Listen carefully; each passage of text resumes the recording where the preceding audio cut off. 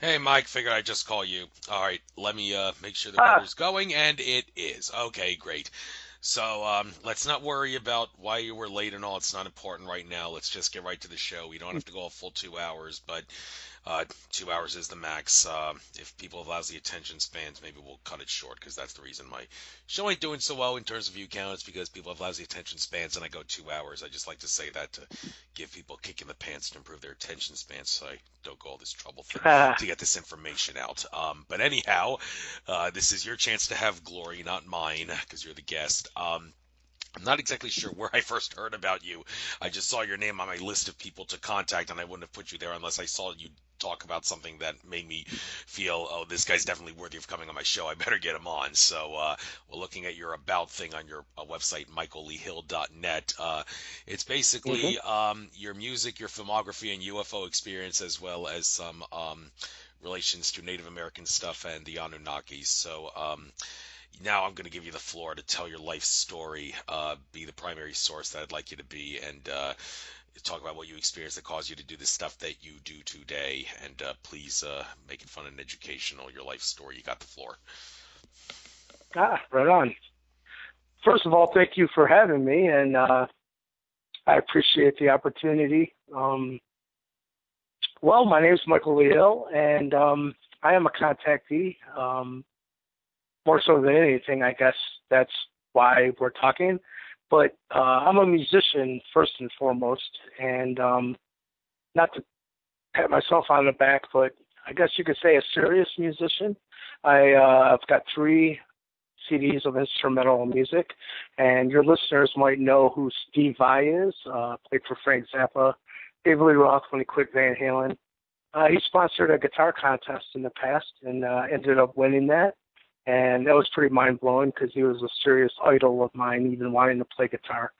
But it comes full circle because some things started happening with extraterrestrial contact, and it ended up meeting those beings, and it ended up that they had a message to communicate, and it was all about cosmic harmonious frequencies and aligning ourselves with these toroidal physics that are truly the only frequencies that are components of light.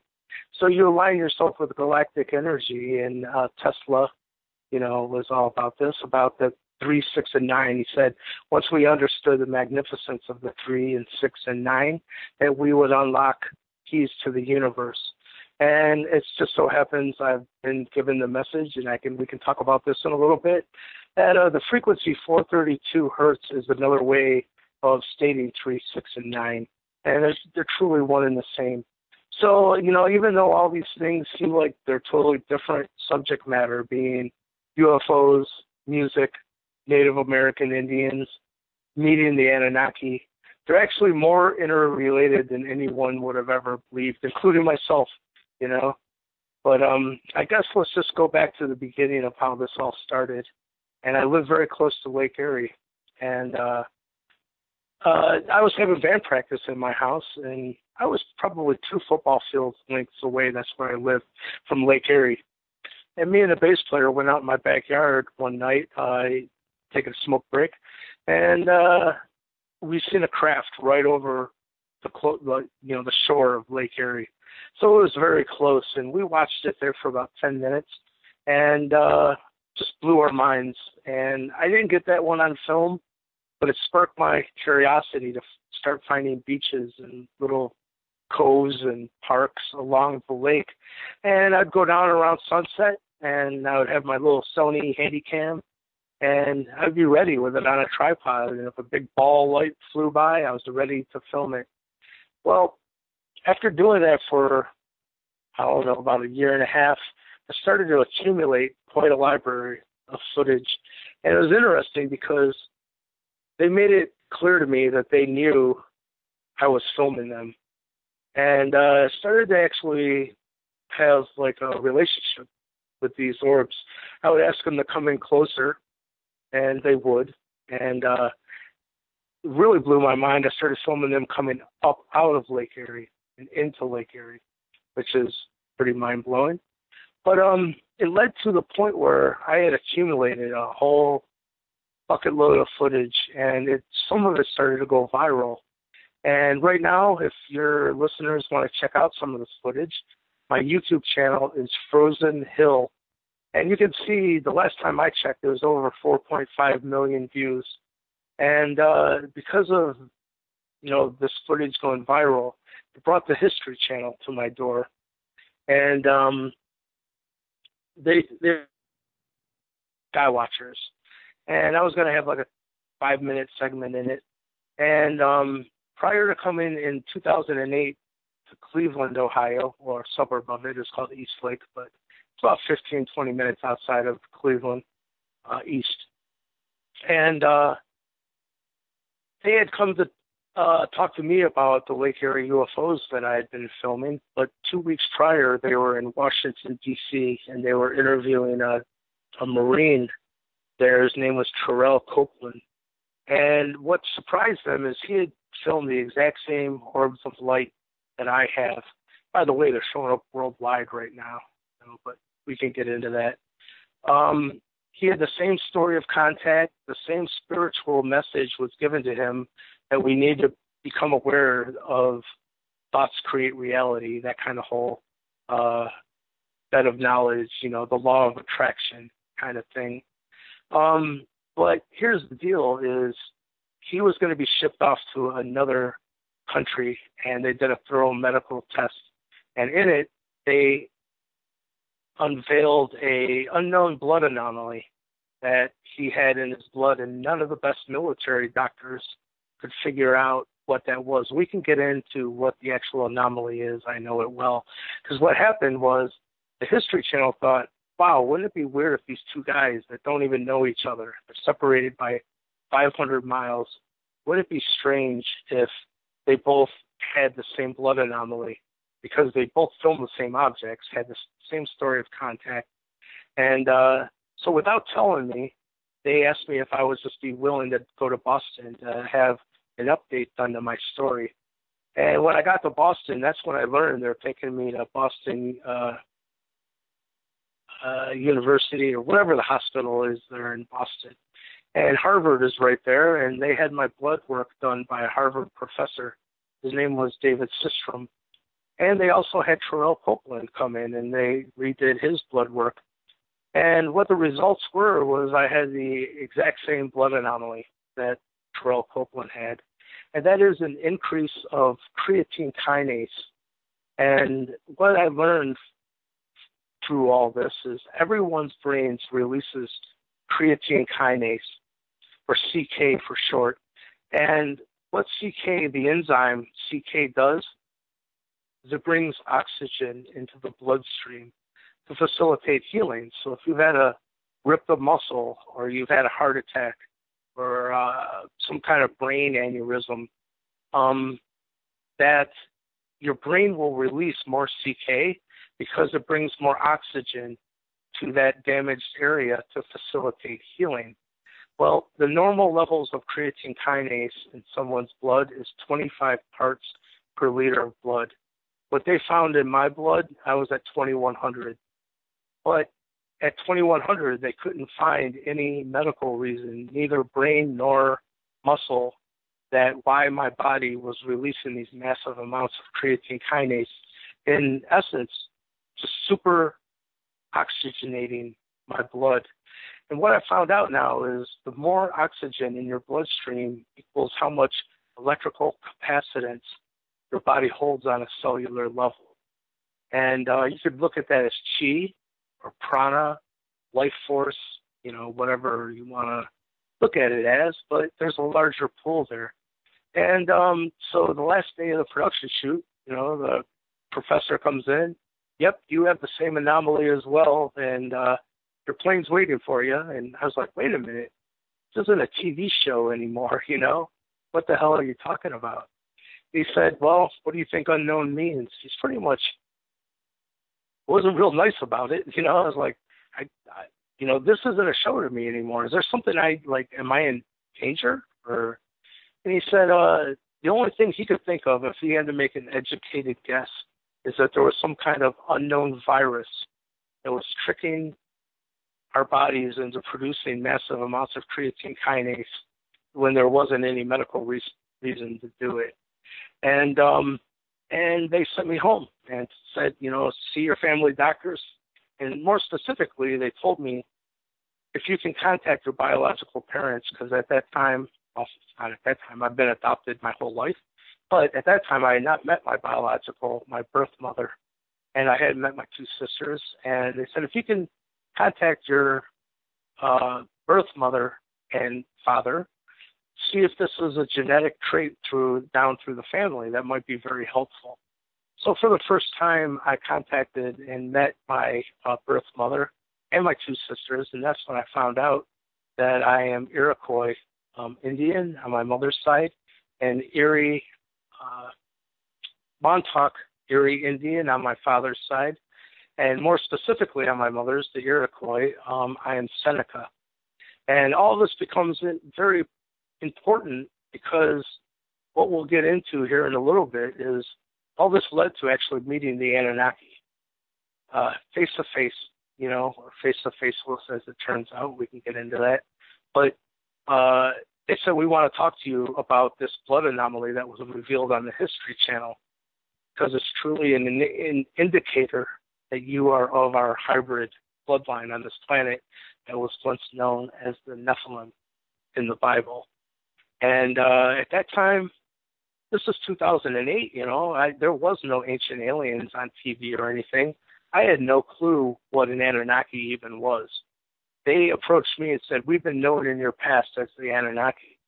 And at that time, too, I can tell you, and at that point, they said, you were once known as Ea, Inky, the water bearer.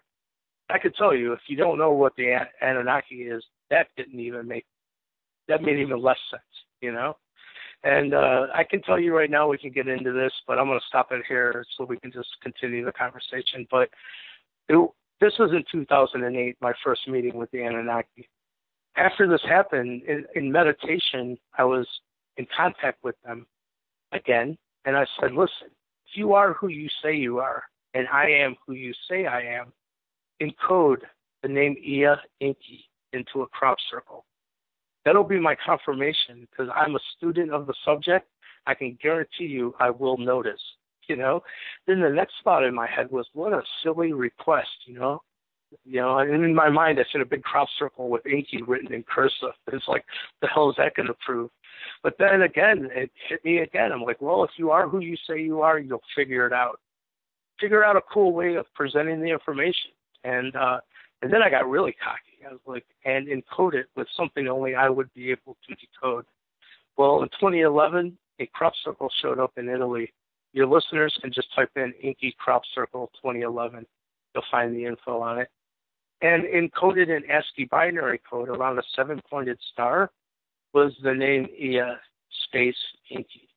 So regardless of my input in this story, for the very first time, a crop circle maker left his signature. And I don't understand why all ufologists and people that are truth seekers are not all over this, because it is what it is. But I can tell you, like I said, I've been guided into these most cosmic harmonious frequencies, and they all revolve around the frequency 432. We can get into why that is. But there's a new science called Cymatics, and it makes the invisible visible. It makes frequency visible. And what it is a big vat of water, really. You pump frequency through it. It's a high-tech camera on top of the surface of the water that takes a picture of what's happening on the surface of the water. But what I can tell you is 4 octaves below 432 creates a perfect 7-pointed star. So it's interesting when you find out the 7-pointed star is what the world map in Babylon that sits in a museum right now is on a 7-pointed star. And that's Anunnaki, Babylon, Babylonia. It's totally tied to the Anunnaki. And then it's really interesting because you find out that the Anunnaki had a hybrid bloodline on this planet known as the Nephilim, and the oldest Nephilim bloodline comes in through the Native American Indians. So I really want to get into this point because so many people have thrown the Anunnaki and the Nephilim under the proverbial bus. Said these are the people behind all the world's elitists and secret societies and the Illuminati and the Skull and Bones. And these are the people who have enslaved humanity. When you find out the oldest Nephilim bloodline comes in through the Native American Indians, well, that throws everything upside down. You know, if any race on this planet has been abused by this evil machinery, which is the New World Order, it's the Native American Indians. The largest genocide on this planet that's ever been committed was against the Native American Indians in the formation of America.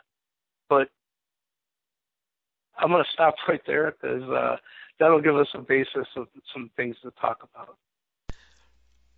Very, very interesting there. And you talk about how they told you that you used to be Ia or Enki, and I was just at getting back home from the Conscious Life Expo this weekend in Los Angeles, and one of the speakers that I saw was someone who actually said that she was an Anunnaki in a past life. I think she said she was Ninharseg, if I'm pronouncing that correctly. I've read Zachariah Sitchin's first 3 books. I should know the pronunciations of these, but it's funny that I'm now seeing 2 different. That would be my sister. Really? Oh. Yeah, because in the Anunnaki telling, you know, people always attribute myself as the chief scientist who did the genetic work that tweaked the primate Earth embryo that became Homo sapien. But the truth of the matter is, it was me and my sister was the true genius. And as usual, I was just kind of riding her coattails and sitting back drinking a beer, I guess. But yeah, it's interesting. She has many facets right here on this planet right now. And I've met another one of them, and we've become dear friends, and it's nice to know her. Because I heard that a lot of the Anunnaki have 12 different simultaneous incarnations on this planet right now. So it's not unusual to meet them in different physical vessels, so to speak. But anyhow, this is something I did not know, that she was known as Kuan Yin. And Kuan Yin, I believe, is a more Oriental. I don't even know much. Your listeners probably know more about Kuan Yin than I do. But she told me Inky's sister further down the timeline, because we've all been known throughout history by many different names. I found out a bazillion that I've been known as, by the way. If you're interested, we can get into that. But I personally did not know that my sister from Sumer and the Anunnaki connection is Kuan Yin. So there you have it. Yes, thank you. And I asked this woman who was Ninharseg in a past life about if she had anything to say about what Robert Stanley talks about. Robert Stanley has caused a bit of an uproar with his assertion, and he backs this assertion by his own personal experience, that the real head honcho behind the Archon control system is Enki, and that flies in the face of the claim made by those who believe in Zachariah Sitchin that Enlil's the bad guy and Enki is the good guy. And that's bullshit. I don't know where the dude's coming from, but between me and you, because Holy Grail Sangreal bloodline, which is the Atlantean bloodline, we can get into that, comes in through the Native American Indians. I've met my brother Enlil, known as Yahweh, and he is the chief right now of the Dakota Native American Indians. He's been on Ancient Aliens already. I don't want to say too much, but his work is also in the Smithsonian. But Spirit had led me to the point that knowing this is Yahweh, this is Enlil, my brother. So we were both, he and I were in a truck together at a recent Star Knowledge conference, which is all the Native American Indian elders of all the different, Mayan, Aztec, Zuni, I'm Seneca, he's Dakota. All the representatives, the chiefs, elders, and grandmothers have got permission to start sharing what they've learned from star beings for thousands of years. But anyhow, I said, Spirit's led me to the information or the knowledge that you are Enlil, Ia, my brother. Am I off base? He said, no, I've done some pretty messed up things. I said, well, haven't we all? And he said, no one knows who Yahweh or Enlil even is anymore, so I just go by Chief. And I know what you're talking about with this dude. I can tell you, I've seen infiltrated by the dark. I hate to be that blunt because it's not true. I am Ia and I am Inky, and anyone that looks into it I mean, for God's sake, I had a Harvard professor release on the History Channel that my blood isn't normal. I have been selected as the keynote speaker for the Mound Builders, which, by the way, I just met with Graham Hancock. His next whole book and presentation is all on the Mound Builders and how they're truly the remnants of the Atlanteans, which Edgar Casey called the Poseidians. It's Inky. You know, and when you know of Inky's, all these other incarnations, like Maitreya, you know, Poseidon, Neptune, Ptah, they all have great connotations, you know, except one, which, you know, I guess we might as well get into that too. But one incarnation was Lucifer as well. And it's interesting that all these other incarnations have very positive backstory around them, except Lucifer. But then you find out the Vatican spun a lot of the good guys and the bad guys, you know. I don't know if you know this, but the Pope just came forward and said, you know what, sorry about that 2,000 years of saying Mary Magdalene is a prostitute and a whore. We just realized through some new texts that she was the apostle of apostles and understood what Jesus was teaching more than anyone. And they now have a new Saints' Day dedicated to Mary Magdalene. In the same way, nowhere in the Bible does it even say Lucifer is anything attached to what people think now. It said he was a light bringer. And but I'm not going to go around waving the I am Lucifer tag point yet. But I've heard what Robert Stanley has said, and it's just nonsense. Because, you know, a lot of things are going on right now, and to me, it's like, you've not met them. It's just clear. So I'll leave it at that. Okay, you mentioned the thing about Poseidon being Enki. I've also heard Zeus is a representation of Enlil, and this idea of Ptah. Absolutely. Yeah, and this idea of Ptah, the Egyptian Ptah. On your about thing, it says that people sort of see you like as a representation of Billy Meier in a sense, because Billy Meier, it's interesting, he has contact via an entity known as Ptah, and when I interviewed Robert Stanley, he said, look at Ptah, hey, it's Enki, isn't it obvious? And I said, well, lots of ETs look like that. I mean, and it's not out of the question that more than one ET can be called Ptah, but Enki was Ptah in the Egyptian legends. I believe Zachary Sitchin wrote about that in his second book. No, that's actually, I gotta just say, Enki was Ptah in Egypt. Thoth was Negajita in Sumer and became Thoth. Thoth is Enki's son. It's not Enki. That's just the family history of it and what's actually in the Sumerian telling. And Thoth is here. By the way, we've all lived many, many incarnations, both as male and a female. Thoth is here in physical, and it's a female. Surprise.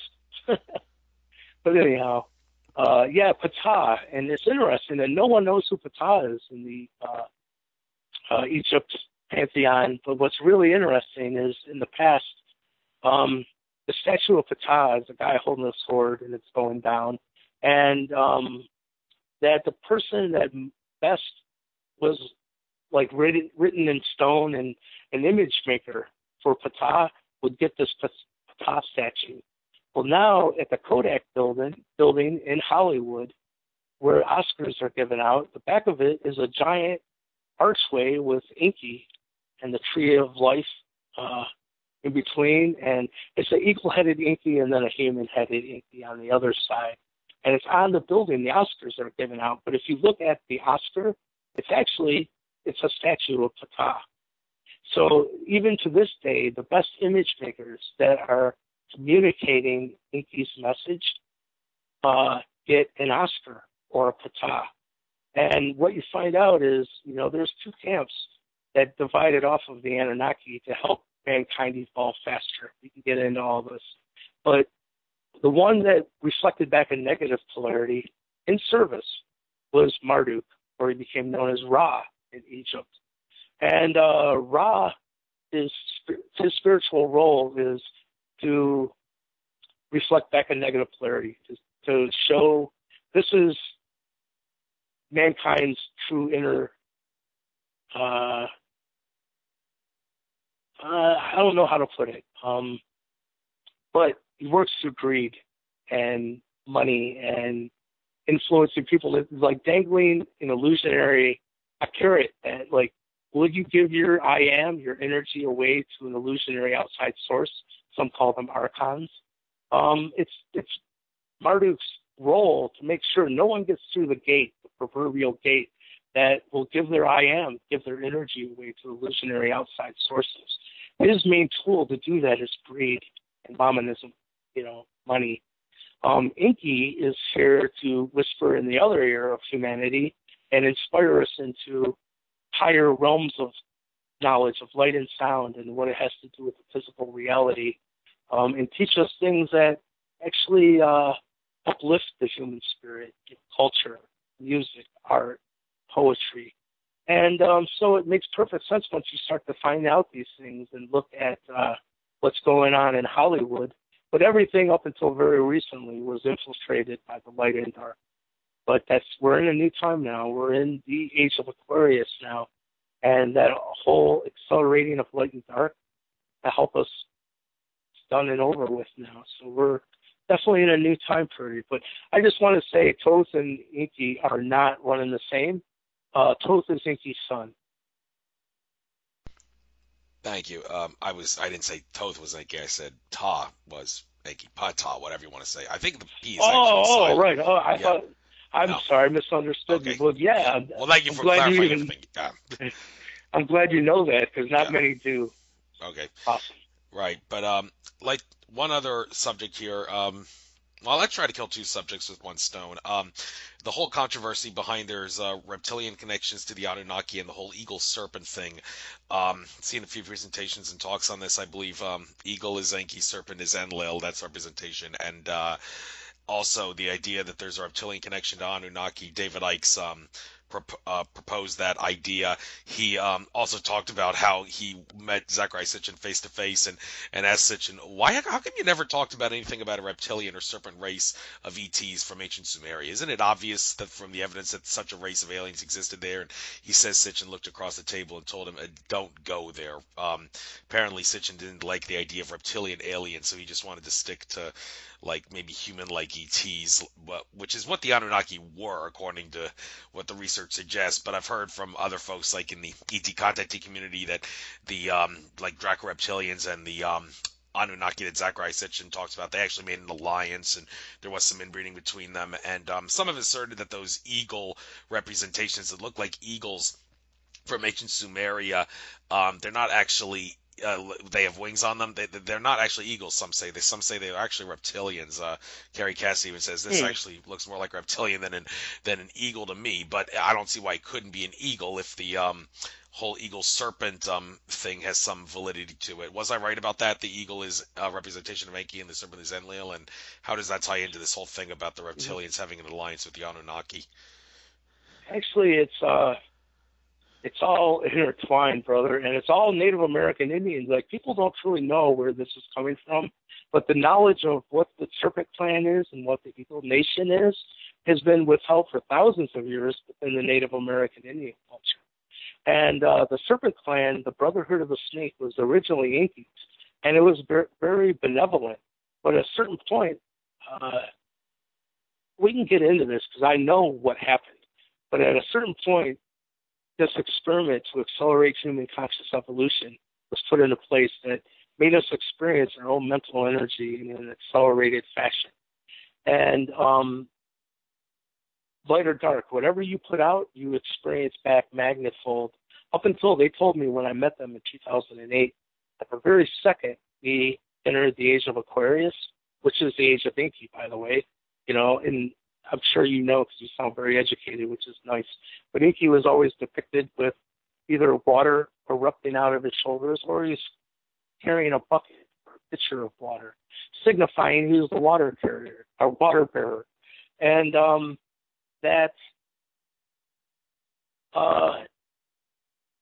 so when this experiment happened to accelerate human conscious evolution, the Serpent clan with the Native American Indians is Incas.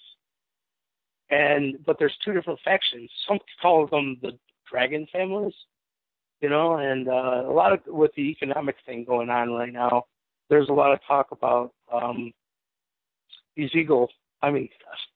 serpent, I'm sorry, dragon families and this global economic reset. I don't know if you know what I'm talking about and how it ties in. And but anyhow, here's the deal: that with dragons, there's two different types of dragons. There's the dragons that hoard their gold and do not want to help mankind, and anyone tries to steal their gold, they will kill them, and they do not look favorably upon sharing their wisdom with mankind. But then you got the other side of the dragon family that are supportive of mankind, and they try to help mankind, and they share their wealth and their wisdom with mankind. But as this parable goes, you cannot tell what kind of dragon you're dealing with by their appearance. You can't tell by their race, whether they're male or female, or what color they are. The only way to tell a dark from a light dragon is listen carefully to their speech, because a dark dragon always speaks with a forked tongue kind of thing. So, in telling you this, it's the Serpent clan who is incarnated to accelerate light and dark ideologies within the Homo sapien to make us choose faster. We can get into why, and it deals with the flood and what happened at that point, and Inky going to his mother's side, because this is interesting too. So many people talk about the Anunnaki negatively, but then you bring up Pleiadians, and they're like, Pleiadians are all loving, and they're the highest level of intelligence. And then it's like, well, half of the Anunnaki bloodline is half Pleiadian. Inky's mother is a Pleiadian queen, not Anunnaki at all. There's two different bloodlines that come through the Anunnaki. I don't hear many people talk about this. But anyhow, so the Serpent clan, which, by the way, the Serpent clan grandmother is the one that does, for the Native American Indians, does all these events at the Serpent Mound. And I've been brought into that, and I was playing music, actually, and I went to get off stage. She said, no, stay up on stage. And she announced me as now an officially recognized member of the Serpent clan, and she sang to all 7 chakras. And so at this point, I didn't even know what the Serpent clan was. It wasn't until like months later when I was at a Star Knowledge conference, and I went up to one of the chiefs. And because mind you, like I said, in 2008, I didn't even know my heritage. When I learned of my Native American Indian, because I'm almost pure blood on my mother's side for Iroquois, I thought, wouldn't it be great to meet all these elders and chiefs? Then, my Western mind kicked in and goes, good luck with that. How the hell would that ever happen? Well, then I met Chief Little White Eagle, and he said, I need the Nephilim ambassadors at my conferences. Will you come and speak? I need your energy there. I never told him anything. He already knew, That's what's interesting, that no one knows this because they haven't shared their knowledge with the Western world. But the Anunnaki, the Native American Indians know they are, some of them, are the remnants of the Nephilim here that are Anunnaki hybrids. They know it. And they also know, one of the grandmothers contacted me and said, we're so glad that you are revealing what you're revealing regarding the mound builders, because in 5,000 years of written history of Sioux and 10,000 years of oral history, we know that the mound builders are the remnants of the Atlanteans, or the Poseidons, as Edgar Casey called it. And by the way, this was interesting too, because everyone knows about Edgar Casey and how he had prophecy of the Hall of Records under the Sphinx's paw. And but not a lot of people know he also said what happened to the Atlanteans. He said there's 3 breakups of Atlantis, not one. And the last one was 50,000 years ago. The middle one was 27,000 years ago, and that correlates to the biblical flood, the crustal displacement, pole shift. And then 10,500 years ago was the final earth change that sunk Atlantis. The first 2 times they went to the right, and into the Basque area and European. So some of those bloodlines are haplogroup X, and that is the bloodline that is the telltale. But 10,500 years ago, the elders who stayed behind with the sinking ship went to the left for the first time and came up into the bottom of the North American continent, and they met the Mayans first. The Mayans will even say, this big white dude, Cody Colossal, showed up and showed us how to make pyramids and showed us the Mayan calendar. But this experiment to accelerate human conscious evolution was well underway. And if that was 27,000 years ago, that was the beginning of the experiment, by the way. If we're talking only 10,000 years ago, this experiment to accelerate light and dark was well underway. And they told me themselves they were horrified at what kind of darkness was right under this thin veneer of civilization for humanity. It was not hard to get a human to accept that dangling a carrot in front of them, their face, to, even in the brainwashing of these elitists, that, for some reason you are the chosen and all the rest of us are cattle. That's bullshit. That is a dark ploy to see if a human will take the bait, and they did. And they won't evolve up out of this until they get it, I can tell you that. But we all get as many times as we need, I guess. Thank you. Okay, so it must have been Chief Golden Light Eagles 1111 conference where I heard you or saw you. So, okay, that answers my question. Okay, but anyhow, yes. I was mistaken. It was actually Enlil that is the eagle and Enki that is represented by the serpent, and that makes sense considering that one guy was talking about... I was given eagle status. Yeah, because that's exactly what it is. Yeah. Eagle status to the Native American Indians, they wouldn't call it Christ consciousness. Yeah. But the eagle is the only bird that flies above the storm. All other birds will go and seek shelter under the storm. The eagle is the only one that will go above it and see the bigger picture kind of thing. So to them, Christ consciousness, or that's what the rainbow is. A lot of people are now getting hip to the rainbow warrior prophecy, but no one really truly knows what the rainbow status is to the Native American Indians. I did. But one of the grandmothers came up to me. She said, "You are the rainbow we've been waiting for." She said, all the chakras have a Merkaba, a double tetrahedron spinning inside of that, and there's 7 chakras. She said, only when they're clean and spinning freely will they emit light, from red in the root to purple in the crown.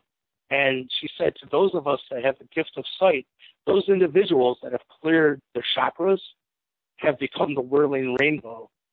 So the rainbow warrior prophecy, I love it because it doesn't exclude anyone. It's not about religion. It's not excluding male or female or no matter what race you are or anything. Once you clear your chakras, each one, and get it spinning freely, you become the rainbow. Literally. Isn't that cool? Yeah, that is cool. And of course, the middle color, green, that's the one, I guess you really want to focus on. And a lot of green will bring a lot of love. I know that because after the Eagles won the Super Bowl this year, I was at that parade and there was green everywhere. And even though people were drunk and stoned on pot, everybody was so friendly and all because all that green activated their heart chakras. And I think that... Perfect. Yeah, that Super Bowl victory is going to bring the spirit of 1776 back to America because the Patriots were like the evil British Empire, lousy, lying, stinking, cheating. Yeah, that's what they were. So, yeah, that's something everybody can. Yeah, and it is. Just so you know, too, what the Native American Indians believe, and the Tibetan monks, by the way, they have the exact same ideology of obtaining the rainbow body, which when you learn about Tibetan monks and what they do with their meditation and stuff, it is spiritual meditation and visualization techniques to clear their chakras. When they're done, they obtain the rainbow body. What the Native American Indians communicated to me is Chief Blue Star Eagle said that now that I've been given my spiritual name, Rainbow Warrior, that was given to me by the Eagle Nation, which is the Anunnaki, that when I pray under my spiritual name, Rainbow Warrior, that my prayers will go to Source with great enthusiasm. That's his own words. How I was told is Spirit is smarter than to grant any extra manifestation ability to anyone who has not cleaned their 7 chakras. Because even if 6 of them were bright and lit up, but one point of that 7-pointed star, all your chakras, is dim because you have not process that shadow of thought forms of fear and doubt and bullshit, what do you think you're going to go and manifest if you're granted all of a sudden extra manifestation ability?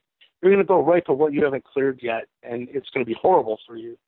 And so no extra manifestation ability on a spiritual level for any human is ever given until you've cleaned your chakras. I'm just relaying info. Glad you made that clear to everybody. I'm not even going to get into what George Kavasilis says about how chakras are so 3D. It's not worth obsessing about them, because that's a whole new can of worms that we can discuss on another show. I got other things I want to talk about with you. Right on. And also, okay, which Anunnaki we're talking about? I presume you mean the ones like that Sitchin talks about, but the Anunnaki, that term really refers to, I mentioned George Kavasilis. He made it clear in my interview with him that Anunnaki is a mishmash, a hodgepodge of different entities that are best defined as the children of a universal geneticist entity known as Anu, and the Anunnaki from Nibiru are just one sub-faction of that. Does that make sense? Yes and no, because there's one very specific family that I'm talking about, and race, and they become known as the Anunnaki here, but that's not what they call themselves. That's our word for them. Nibiru means planet of crossing, and Anunnaki means those from the heavens that came to the earth. Something similar. They have told me that they consider their planet, which was it's good to talk to you because I can tell you're enlightened on the subject. In 2016, our scientists revealed the reality of Planet X to the world in January. It said, our scientists now know there's another large body. These beings said that is their home planet, and they call that planet the Sa'ami, 3 syllables. And the people of the Sa'ami are the Sa'amai. And for the Sa'amai, translated to the Western culture, is just Sam. So, as you might not know this yet, but during this time, right after I was on the History Channel, I was contacted by the head of the NSA remote viewing and reverse engineering faction and brought into the fold. And I worked with him from 2008 till 2013 when he was taken out by the transhumanists. We can get into that. But so when you're working with them, they'll tell you that they don't use the word Anunnaki. It's Sam. They'll say, beware, this group that's approaching you are not all Sam. Some of them are other races. Things like that, he would say. The Sam, their ruler of that planet, was named Anu. And his son was Ea. And, people might not know, I'm sure you do, that Inky and Enlil are actually titles. They're not names. But it is that family, and there is other races, because like I said, not a lot of people know that the Anunnaki, half of the bloodline is half Pleiadian. So, and in the Pleiadian, you asked about the reptilian influence, and I heard that on the Pleiadian side, that the Draconians, Pleiadians have a Draconian partial DNA. Like, none of us are actually pure anymore. There's been interbreeding through all these races. And there is a Draconian intermixing into the Pleiadian side of things. But I can tell you myself personally, I did see one in an etheric state, and it did kind of look like a plasma. I want to say gargoyle, but I know what that's going to do to people's minds, and it's not that. It was not scary. It was very regal looking, but like a gas furnace will have that real fine fire. His whole body was translucent, like I could see right through it, and it was made of like plasma, but definitely had like gargoyle kind of features, but very regal, not scary at all. And to the point that the next day I seen him in the physical, in the human. And the minute I seen him, because the whole first meeting when I met the Anunnaki, he was faceless. So we left that structure. And I had asked him if I can see their true faces. He said, no, you'd have to wait till tomorrow. And when we left the structure, he was right behind me. So I said, hell with it. I'm going to turn around and take a look. But what can happen? And I did, and that's when I noticed he wasn't even physical. And nothing like if someone talks about a reptilian and your image is a big green lizard dude, this was not it. It was a fire being that was wearing a robe made out of light. For the Mormons, called a coat of many colors. But it was a robe, and it was actually made of light. And he was. But any other time that I've ever met them, they have not appeared reptilian whatsoever. They don't appear like that to me. So that's all I can say on the subject. Okay, fair enough. If that's all you can say. Yeah. But in regards to trying to draw connections between these terms, subject that always makes for good conversation, I think. When and where can you use the terms, and when can they be used indistinguishably? Nephilim, Elohim, and Anunnaki. And anybody who studies Zecharia Sitchin's work, and I've again read his first 3 books, knows that he says those 3 terms can actually be used interchangeably. However, he does stress that not all Elohim are Anunnaki and vice versa, not all Nephilim are Elohim and vice versa, not all Anunnaki are Nephilim and vice versa. So why don't whatever you know about this subject, go ahead. You got the floor. Clarify the confusion. Right on. From what I understand, the Elohim are the Anunnaki, but the Anunnaki are not all Anunnaki. As we said, there's Pleiadian blood running through the Anunnaki family tree now. And from what I understand, the Elohim are more the Pleiadian side of the Anunnaki.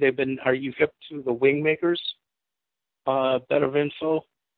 Wingmakers, heard the term, maybe talk about it. I'm sure something will resonate. Right on. It's a Pleiadian time capsule of information that has been left for humanity. It's real. It came through the group of the NSA that I was brought into, so I know it's real. But it was given to mankind as a mythology, and people argue still to this day if it's real or not. So anybody can just go to wingmakers.com. They are the Elohim. They've been known as the Watchers. And specifically, though, so Elohim, let's just say Anunnaki, then take it from there that you just know Anunnaki has different races within that family umbrella name, that the Elohim created a hybrid bloodline on this planet that was half Anunnaki or Elohim. In the Bible, it says Elohim. Elohim and human, the name of that hybrid bloodline was the Nephilim. And so I think that answers that. They're not interchangeable, is what I'm saying. The Nephilim is the hybrid bloodline, not the parental races. The Elohim represent the Pleiadian side of the Anunnaki family tree. The Anunnaki is our name for them, and they actually call themselves the Samai. So, okay, thank you for trying to clarify the whole issue. It's something that, like I said, makes a good radar conversation. I bring it up whenever someone who can discuss the subject is there. But great conversation. I don't get asked these kind of questions, and actually, this is so refreshing to me because you can imagine in my normal life, I've actually almost become mute because. Most people, I just talked with the New York Times, which we can get into. I was contacted by the Pentagon UFO program, and they had Bigelow Aerospace, one of their investigators, I'm going to back up. The Pentagon UFO program that was just revealed to humanity gave $22 million to Bigelow Aerospace, who are the owners of the Skinwalker Ranch, by the way, which a lot of people know about the Skinwalker Ranch. In 2011, they contacted me long before the releasing of this Pentagon program. And they said, we know that what you're in contact with is the real deal because we know it's the same thing we've been studying for 20 years over at the Skinwalker Ranch. And they know it's the Anunnaki, by the way. That's why, Robert Bigelow just went on to 60 Minutes. And people can look into that if they don't know. It's type in 60 Minutes, Robert Bigelow. And he said, the lady said, so you're saying extraterrestrials are here? And he goes, yeah, they've been here for a very long time. And first of all, she said, aren't you going to be afraid people are going to think you're nuts or something? And he's like, I don't care. like, I've spent more money on this subject than anyone on this planet. I've spent millions of dollars. And he said it's been right under people's noses. It's because this intelligence is the one that built the pyramids. They are the ones that made the Sumerian temples that are beyond our even being able to. We can't build a pyramid right now. You know, they're too precise in the information that's included into them. But that's not even a drop in the bucket. I'm friends with Carmen Bolter, who did the Pyramid Code for the History Channel.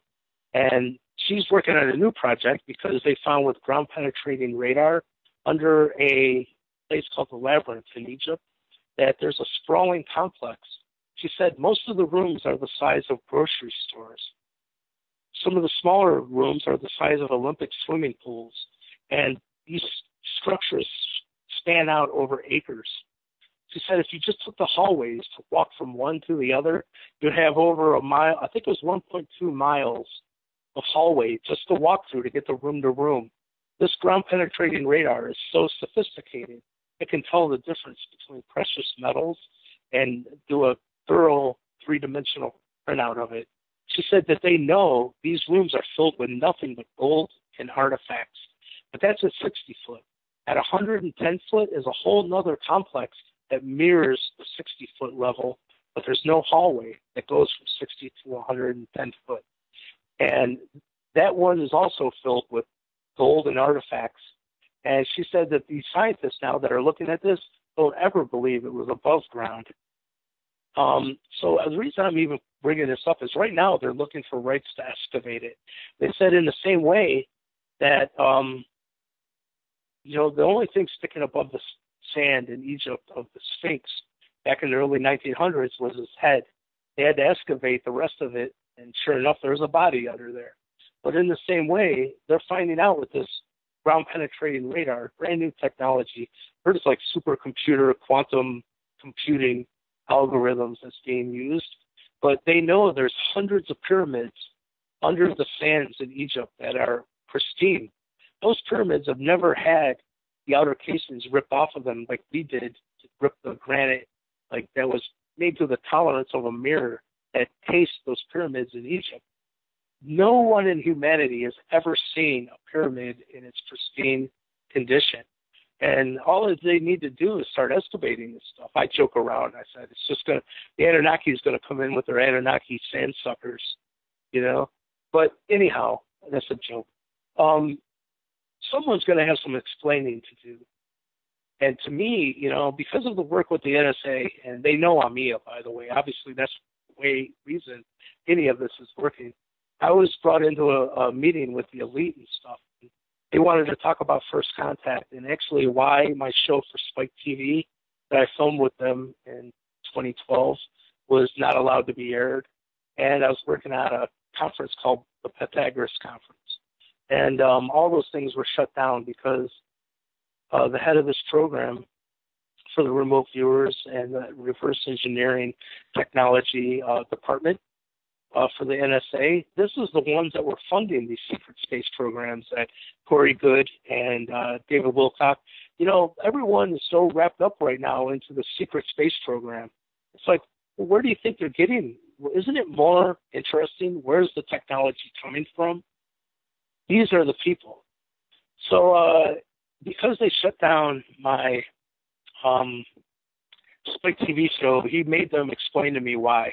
Now, I can tell you in a nutshell is I was brought into like a internet kind of Skype business meeting software where there's like 8 different people on the screen. And first of all, they said that the reason that this information has been withheld from humanity for the last 25 years was it leads straight to unlimited free energy. They said that to us, it sounds like by the way, I'm going to digress here. I'm not saying I agree with what they said. I'm just communicating what I was told because I think it's fascinating. They said that it's Pandora's box. It's a great equalizer.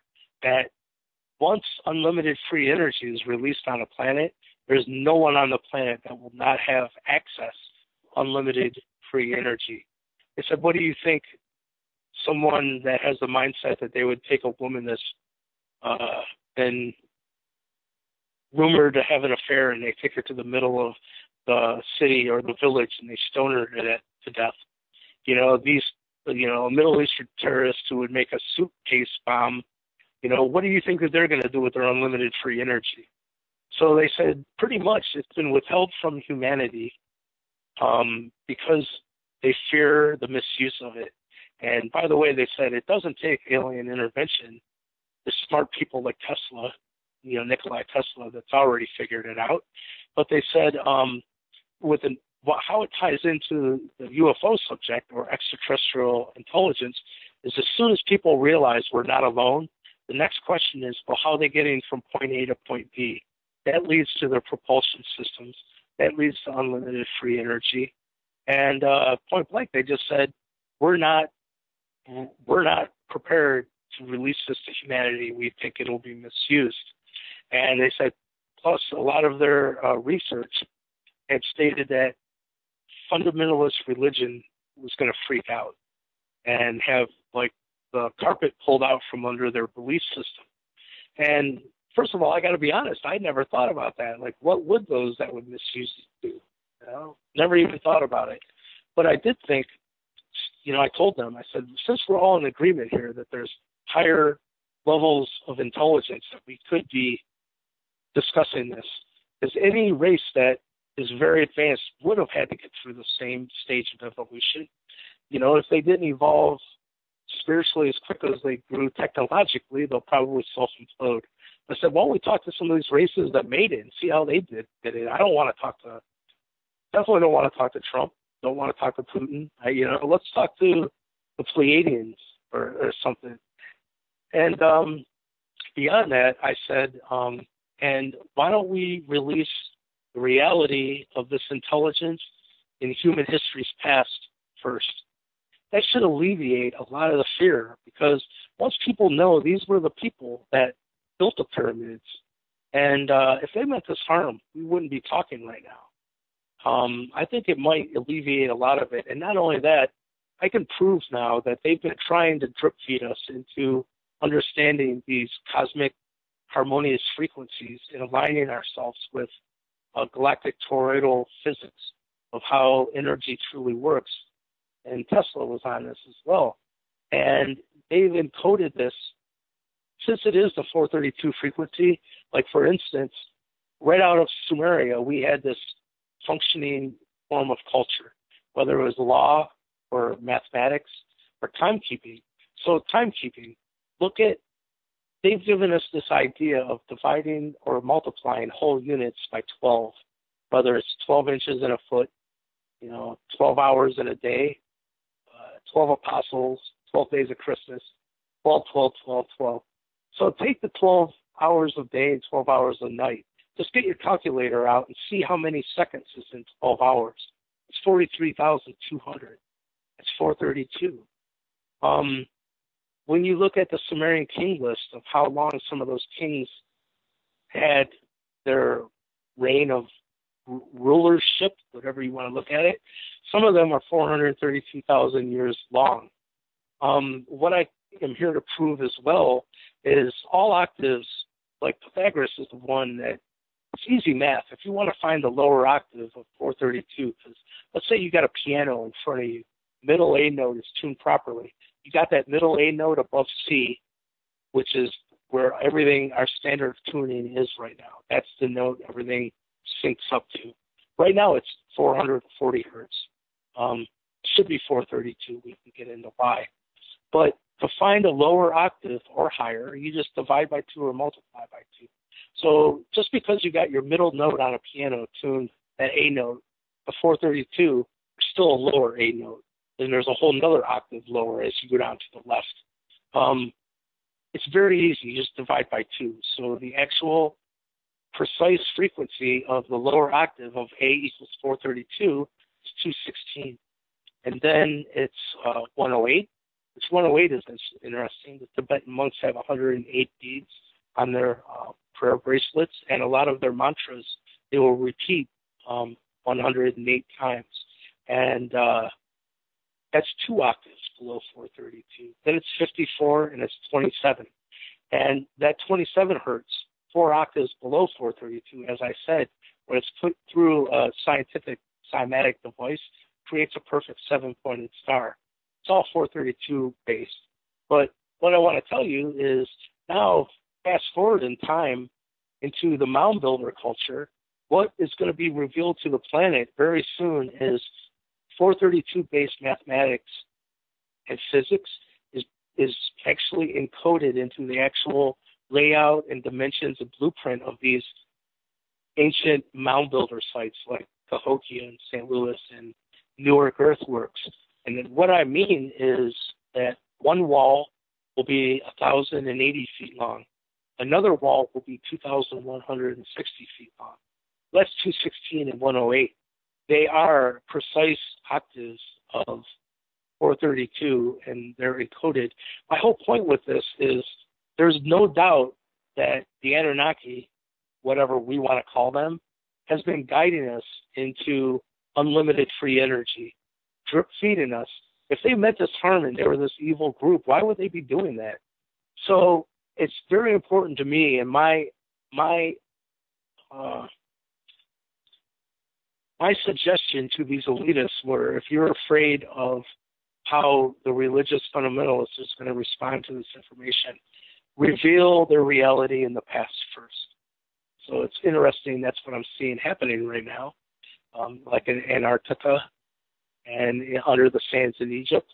All these things, and with Graham Hancock coming. I told him, I said, to me, I feel like you're the Calvary showing up for this subject matter of proving, because what's interesting is, you know, this group of people have been, the largest genocide on this planet was committed against the Native American Indians, you know?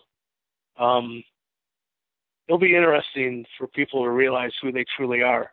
And it's really funny for me in a paradoxical way that a lot of people that are fundamentalist Christians, when they find out that this is the fabled lost tribe of Israel, not even my opinion, it's in haplogroup X2A, DNA science proves it.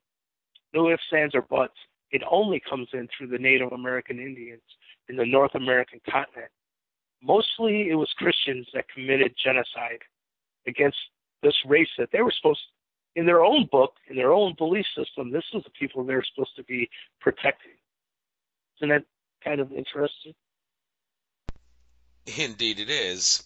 And what's also interesting about this whole thing that you're talking about, 432, 108, and the beads on the necklace being 108. I was at the Conscious Life Expo. All the people were talking about this stuff and why it should be 432 hertz and not 440. I don't know if the fact that I heard all this at the conference I was at and I'm here now validates the stuff you're saying is true. I guess if things are part of synchronicities, then more than likely there's truth value to them. So, well, am I right on that? Maybe then that this only validates. You know what? When you look into cymatics, it takes it out of someone's opinion. Cymatics started off as taking a big metal plate and they put sand on it. Then they take a bow and that it was tuned to like an A note or a specific frequency. And when they would make that plate sound, they would watch the sand dance. Certain geometry would form, and it wasn't random. Every single time they hit a specific frequency, specific geometry would form. So that's evolved now to what's called a cymoscope. And a cymoscope is a big vat of water that's suspended in a tripod. And like I said, they just pump frequency through it. And just like a radio, you know, you go from low frequencies, and all of a sudden you start to tune into a station. And at one point, you're going to have the clearest reception possible. And then as you move up the dial in frequency, you're going to get more noise, more noise, more noise, until there's no frequency at all. And then you're going to tune into another station. Similarly, when you use one of these devices, you can do a frequency sweep from very low frequencies to high frequencies. And you can see where the most geometry forms in a physical medium, water. We're water. Our bodies are mostly water. And what you find is 432 creates BMO structure. But check this out. This is pretty cool. Because I was being guided into this information, I'm really glad that it's getting a grassroots movement of heading forward with all this, by the way. But I was getting guided into this. So I'm a musician, like I said, and I recorded my A guitar note through my Joe Satriani amplifier, and which has a real nice distortion, you know, like Eddie Van Halen kind of sound. And I was meticulous about making sure it was tuned to 432. Well, I hired those scientists to image this 20-second sound file of my guitar tuned properly. Once I had them do the work, I got, his name's Thomas Reed, and he's the CEO of Cymatics. He said, you know, we've used this technology to image everything. We've used it to image dolphin. You know, they're making a dolphin language translation stuff. They've sampled every single frequency. He said, we've never encountered the kind of dimensionality and complexity in this signal that you sent us. And they think it was because it was from the electric rock guitar amp. It's just so funny. He said, you know, rock guitar amps are really the only things that you still use tubes, vacuum tubes, because it's a big part in getting that nice, crunchy, Hendrixy, you know, Angus Young, Eddie Van Halen, that grunge to your guitar is done through tubes. So these scientists, the only thing that they could figure out was the tubes were doing something very specific to the frequency to create dimensionality unlike anything that they'd ever seen. I'm so proud of that image because instantly Nassim Harriman took it under his wing and released it to this Resonance project, and it's probably the most famous cymatic image now that there even is. Through his releasing of it, it's like over 4,000 likes now, which is pretty cool. But that was the whole basis as well, why I started making these crystal discs and stuff. We can get into that. But yeah, it's very important of, you know, Confucius said, if you want to know the state of any culture, look into the quality of their music. And I don't think he was talking about whether they had people writing Beatles songs, you know. Purity of music is looking into where your instruments are even tuned to. And so it's really interesting because in the past, people of all other cultures, there was someone in the kingdom, it was their job to go out and make sure their instruments were tuned to 432. But what's interesting is it was a Nazi scientist in the 1940s that took us into 440. When you use the same equipment, you put an A equals 440 through a cymatic device, it doesn't create geometry at all. It's actually one of the most disharmonious frequencies that you could actually choose. And that's very interesting. But I know how this sounds, but I'm friends with the Arcturian ambassador on this planet. And he said, Michael, you know how the ancients gave us this idea of multiplying and dividing whole units by 12.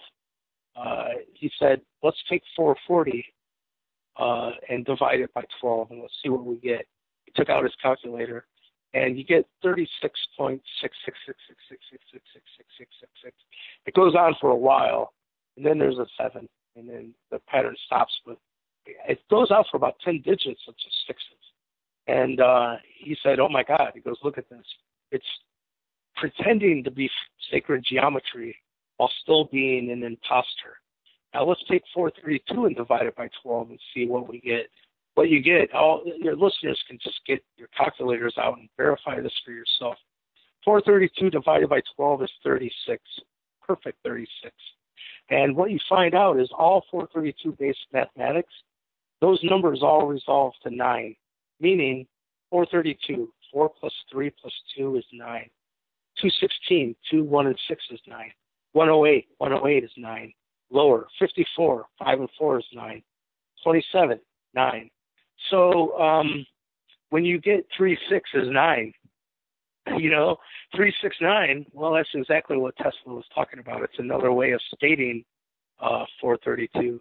It's really interesting, too, our whole system of counting. When you take 111, add them together, it's 3. 2, 2, 2, 6, 3, 3, 3, 9. 4, 4, 4, 12, 1 and 2 is 3. You know, it just goes on and on and on. It's 369, 369, 369, our whole numbering system. So the point of all this is, and why it's important, is that everyone now is pretty hip to what is sacred geometry. When you know everything from atom to galaxies are using very specific geometry, which is why it's called sacred, you know, meaning Fibonacci sequences and the golden mean, and, you know, and no matter what, everything in physical creation that's made from light and sound is adhering to very specific geometry. It doesn't matter what planet it is or what galaxy. So even with that knowledge, it would probably be a good thing to look into. Well, what frequencies create perfect geometry? And with today's science, we now know it is 432. Thank you for getting into the science behind that. It's very similar to the stuff the speaker at the conference I was at talked about. These pendants and necklaces and things that you, energy discs that you sell on your website, I guess just you could make a sales pitch out of this for a couple minutes. Just silence the skeptics and show the science behind how these things work. They're not frauds. They're not snake oil salesman kind of things. They're very valid. I'm sure they are from a standpoint of the frequency and the geometry and all. So, which do you recommend, especially for if you had to pick one? Which one would you recommend for people? I would recommend. I have. I call them energy healing discs, and they're quartz crystal discs, and they have the 432 image embedded between the crystal, and then the whole thing has a copper wrap. And what I like to tell people is, because people ask me what they do, and you know what, to be honest with you, I've got to the point of, I don't even try to explain it anymore. I'll go, can I just show you? And I'll go over their crown chakra, and I'll just go in a circular motion about an inch away from their forehead, and that pretty much will do it. It's the effect is non-debatable. Matter of fact, this one girl, I did it, and her eyes almost looked like they had this little twitching, like, you know, and her eyes opened real big, and she goes, I'll buy that. But what I've been told is, since that frequency, the 432 frequency, its actual physical representation has never existed in this physical realm ever before. It's a first. I've heard it called by higher realms a quantum reality accelerator. But a lot of those things that just don't mean anything. If I can just show someone, these will clean out lower energy out of your chakras like nothing. And like, for instance, a friend of mine, he owns a pure water business, and it's made from, when you make maple syrup, they tap the bottom of the tree and water comes out of it. And for the longest time, the farmers would just use that as scrap water to wash their hands in or whatever. But what they found is it's one of the purest water on the planet because it gets filtered through the whole tree. And he sells it now at, you know, health food places and whatnot. Well, we were at a conference together, and I had gifted him one of my discs. And he called me over, and there were 4 people with me. He goes, Michael, I got to show you what these discs are doing. They restructure water unlike anything I've ever seen before. And so he took 4 of us, and he took 4 plastic cups, and he poured about an inch in each plastic cup. And he said, I want you to take a sip, but don't pay attention to the taste. I want you to pay attention to the texture, to like how thick it is. And so he had each one of us take a sip. Then he took our glass, and he just used the disc as a coaster, and he put it on there, and about 5 seconds, that's all it takes. Now try it. And he did that for each one of our waters. There was no doubt for all 4 of us that the water structure had changed. It became very much more thick. And I didn't know it would do that. I had no clue. But similarly, I had my discs there at this show, and this mother walks by with this child, and she goes, ooh, you know, got all excited. She goes, oh, can you see energy? And he goes, yeah. And I guess I could get into this afterwards. She told me that her son, he was only 7 or 8 years old, has always had the gift of seeing energy. And he just always has had it. So she picked up one of my discs. She said, show me how high the energy's coming up out of the disc. He went about 3 foot above it, but then he put his hand below it as well. She said, oh, it's coming out the bottom as well. And yes, that the idea of certain geometry having certain subtle energy, people have heard a bit about pyramid power, where if you just build a pyramid out of brass and put fruit in it, it'll last a lot longer and energizes things. Well, taking that kind of idea, these crystal discs were brought into fruition by a contactee. I can't remember his name now, but he called them Pleiadian healing discs. And the idea was the most important thing was the sacred geometry you used inside the crystal, and then the idea was the copper wrap around it would keep any subtle energy in there because it's copper. But when you pick it up, your own body connects the electrical circuit, and then you can channel your own chi through it. And now I can tell you a lot of Reiki masters have been buying my discs worldwide right now and using them in their practices and having results like they've never even seen before. But beyond all these things, because I don't even send any instructions when someone buys one. When I'm at shows, I'll kind of go through this, but at the end of it, I'll say, or it's a nice paperweight. You know what I mean? It doesn't have to be anything to anyone. I can tell you that it is a nice subtle energy device, and this technology has not been on this planet. But beyond all that, they're beautiful pieces of art, and they work on their own as that. I put one, they're all through our windows at our house here, and sun comes in through the disc, and it almost works as like a stained glass. It brings that color and that frequency into a room, and you get like the rainbow colors on the walls and everything. So I don't want to, people will have to see. Go to the website, it's michaelleehill.net. Go to my shop and look through the products, and if something speaks to you, by all means, check it out. But at the same means, they work just as art as well.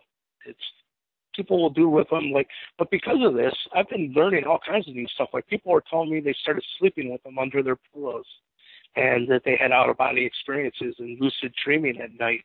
So it's kind of like, let's figure out what they do together, My next thing is I'm going to make a 432 fidget spinner.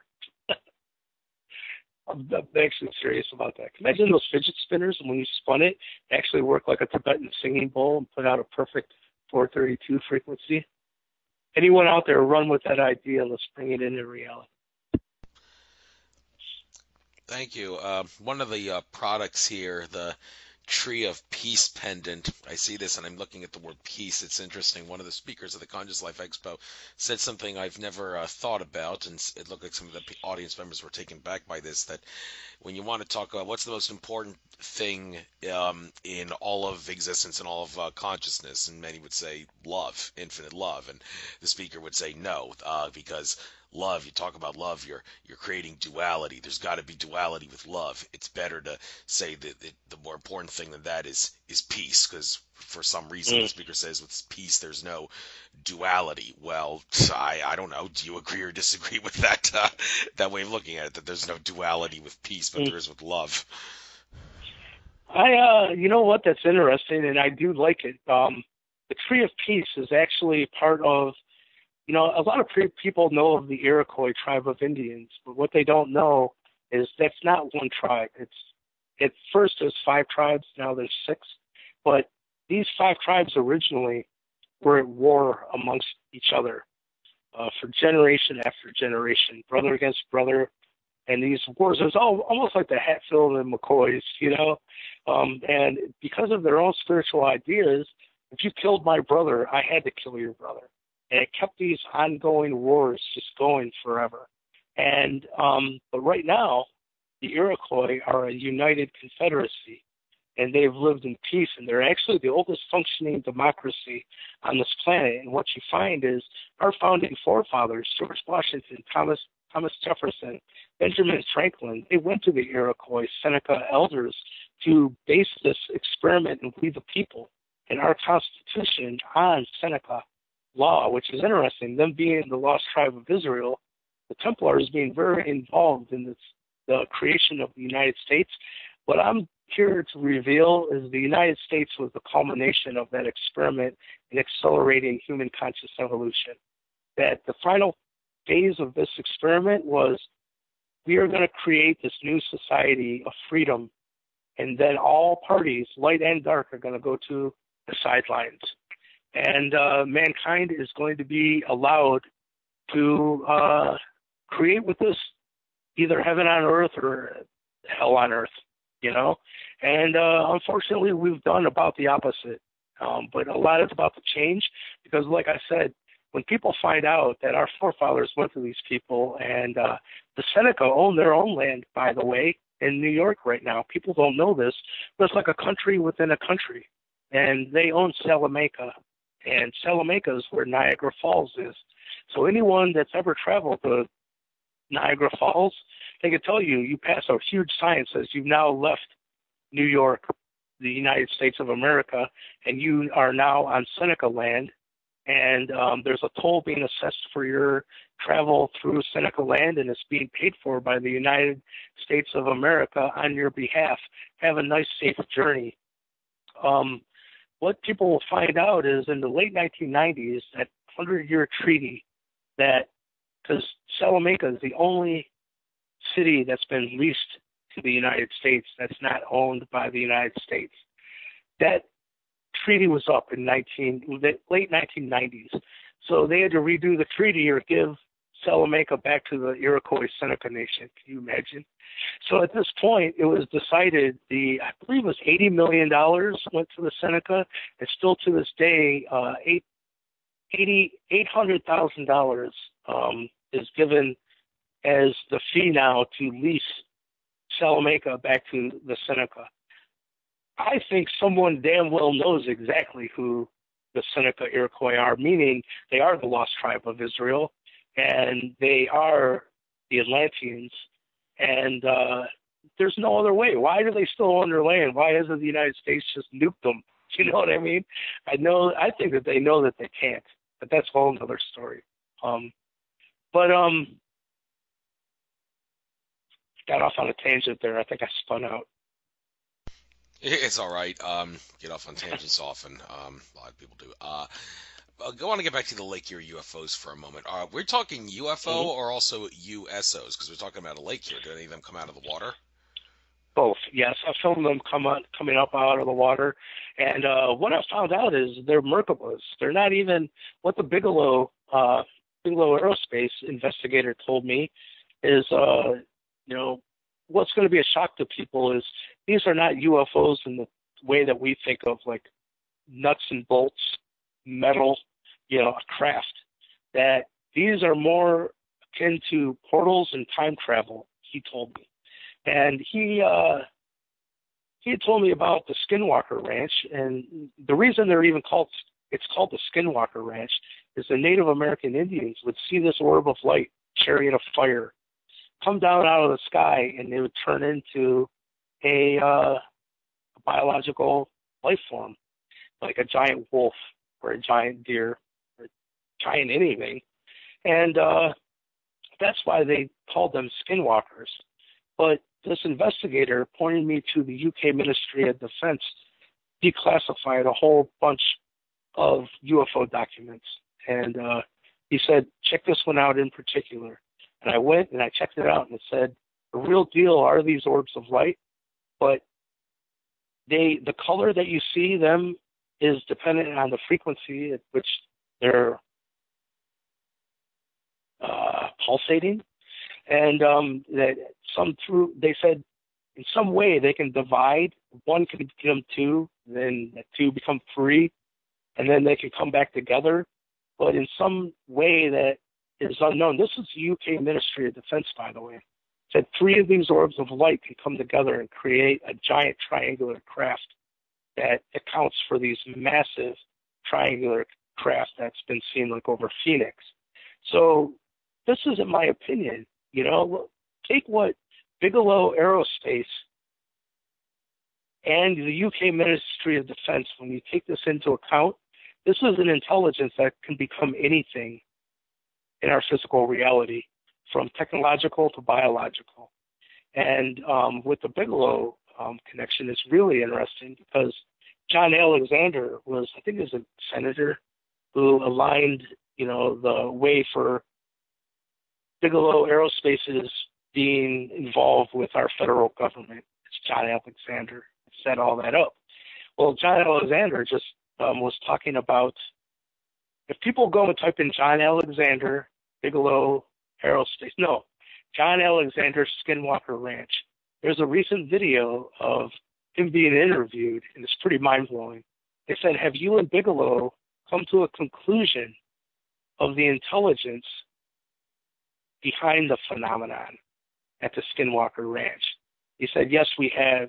We've come to the conclusion that we've encountered the Trickster. The Trickster is just another name for the Anunnaki. And like I said, when the Bigelow investigator contacted me, they know it's the Anunnaki. But the phenomenon that really bothered them the most, they called it poltergeist activity. But it's truly this intelligence showing them that it can work multidimensionally. For instance, they said that obviously Bigelow staffed the ranch with the best money could buy, best scientists, best cameras, best, nighttime photography, everything. And obviously, these people lived there for 20 years. So they'd have to go and get groceries, bring them back to the ranch, and they would take all the groceries and unpack everything into the refrigerator in the cabinets. Then the scientist said he'd walk into the next room and go, you know what? I forgot. I'd like to get a Pepsi. Turn right back around, walk into the kitchen, and everything was back in the bags, packed back into the grocery bags that they just unpacked. John Alexander gave another example.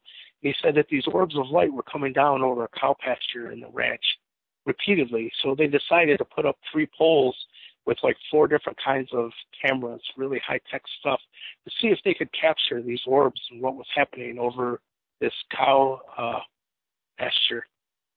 He said they're all back at the ranch. He said what happened is they had a pole with 4 different cameras, and then all the wiring was duct taped around the pole. Then all the wires went down into the ground about 3 foot. And then they dug a trench where all those wires would go back and get connected to monitors and scientific equipment within the ranch. So they're all sitting there watching the monitors within the ranch and waiting for these orbs of light.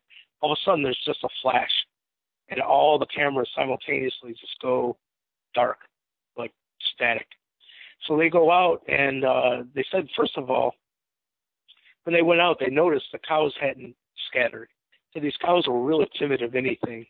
And when they got there, all the cameras had been removed off of the poles, and the duct tape had been taken off. And not that like the duct tape was still laying on the ground around the bottom of the pole, it was gone. It's absolutely gone. And they said that they went back frame by frame and knew that whatever happened within like a millisecond. So whatever this intelligence is, that's what I say, man. People think that meeting an extraterrestrial is going to be like meeting a guy in a spacesuit. It's like, no, man. Like, I don't think too many people have thought about what is it really like to be a multidimensional intelligence. That means they're not part of this space-time. They're outside of it. They can come in your life and tell you something when you're 5 years old, pop back out, and then when you're 30, for them it's only 1 second went by. Pop back in when you're 30. You know what I mean? They can work in time in ways that we can't, and because of that, they can create really complex event strings, I've heard them called. So I just want to bring that up of this whole thing. Everyone talks about the Anunnaki like they're a juvenile race of space teenagers going around creating slaves and screwing hot-looking women they created. What does that have to do with an intelligence that can become anything biological or technological? I think it's like the most common denominator way of presenting this information to humanity. Right, and I'm speaking done. of the... okay, sorry, I was on mute. Speaking of Oh, the... no worries. All right. About the Anunnaki and their relation to us in the present time, it has been asserted by, among others, Akashic Records reader Andrew Bartzis and Adronis contactee Brad Johnson, that the Anunnaki that Zachariah Sitchin talks about, the ones from Nibiru, they are locked out of our reality. When I spoke to Magenta Pixie, she and her contact group, the Nine, said that we are no longer on a timeline in which a 3,600-year elliptical orbit planet like Nibiru will, our consciousness would not, because we're not on this timeline anymore, cause that planet to appear within our reality, and that kind of resonates with the idea that the Anunnaki are not in our reality anymore. And a little icing on the cake here, Mark Kimmel at a conference that I was at that he spoke at, he said contacts have told him the Anunnaki's home planet of Nibiru has self-destructed, as in it doesn't exist anymore. That's nonsense. Really? That is nonsense. Okay. Oh, yeah.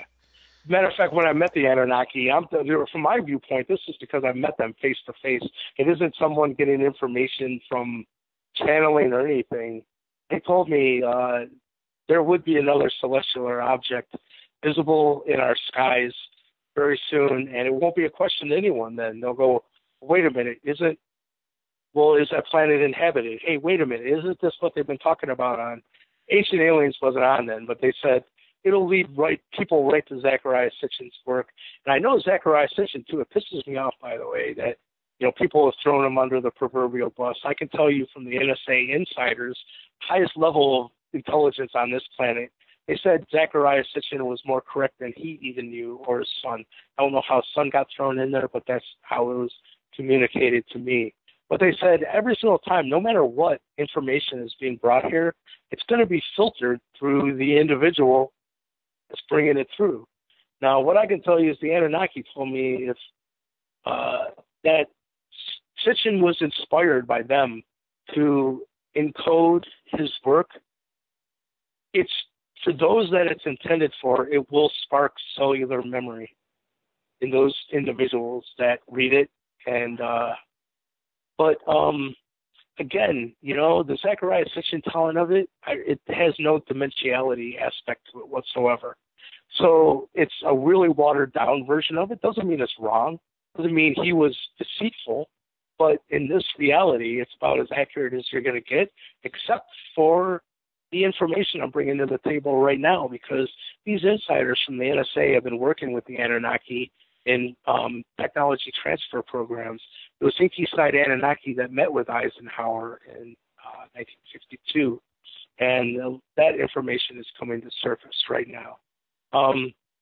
They wanted to help us get to unlimited free energy and a new golden age for mankind, but they pretty much said, we know you're meeting with the Greys and that we're not invaders. There's still time, but we highly suggest you do not partner with the Greys. That's exactly what we did, because the Anunnaki had stipulations. They said you need to get rid of your nuclear power ambitions. You don't know what you're messing with. This is in 1952. And they said, you don't know. We can help you get to a clean, unlimited energy that will not be so horrible to the environment. But our government just got out of World War II and looked at that like, how about there's no way in hell we're giving up our nuclear weapons? And I was told after the fact, this isn't known, but I was told by the head of the NSA that another stipulation was that they were going to install in 1952 what our government looked at as an Anunnaki kingdom here on this planet to help roll out this unlimited free energy in a responsible way. That hasn't happened yet. It's about to happen. But I asked this head of the NSA, I said, what can we do to get another offer on the table from them? Because obviously they're right. Look at Fukushima and look what we've done with nuclear energy. It's interesting, too, when you look into Stephen Greer's work and stuff of all the people showing that these UFOs have come down and made nuclear missiles go into no-go, conditions, or shoot nuclear dummy warheads as they're doing testing out of the sky over and over and over again. They keep sending a pretty stern warning that we will not allow you to keep going with this nuclear thing. But I asked him, what's it going to take to get another offer on the table? He said, Michael, what makes you think we didn't go into technology transfer programs with them right then and there? It just never was revealed to the public. It didn't go public. He said, where do you think things like ENS and LERM came from? Those are technologies Anunnaki assisted. LERM is light encoded reality matrix, and it's the ability to manifest physical reality at will. And I've released all these learning material to the world, by the way. Well, let me back up. The other one was ENS, and that's electrical neural sensing. And imagine Anunnaki advanced remote viewing. So not only can they remote view somewhere, but when they're there, they're not in observer mode. They can bring down another avatar to the location. So if you were remote viewing an old West tavern, not only could you go there, but you could sit down and have a beer. You could bring in a new avatar with their technology.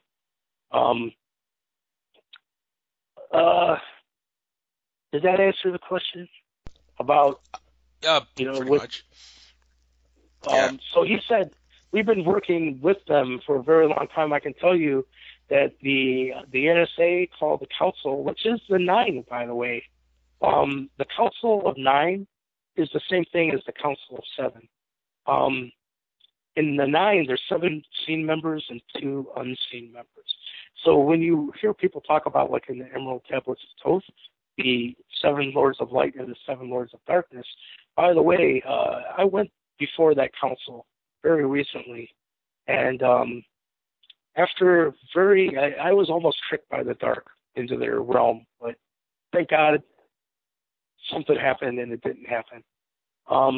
That's when the chief revealed himself. He said, Michael, I'm so glad you didn't participate in these flesh and blood sacrifice offerings, because Spirit looks at anyone who participates in these flesh and blood sacrifice ceremonies as prostitute.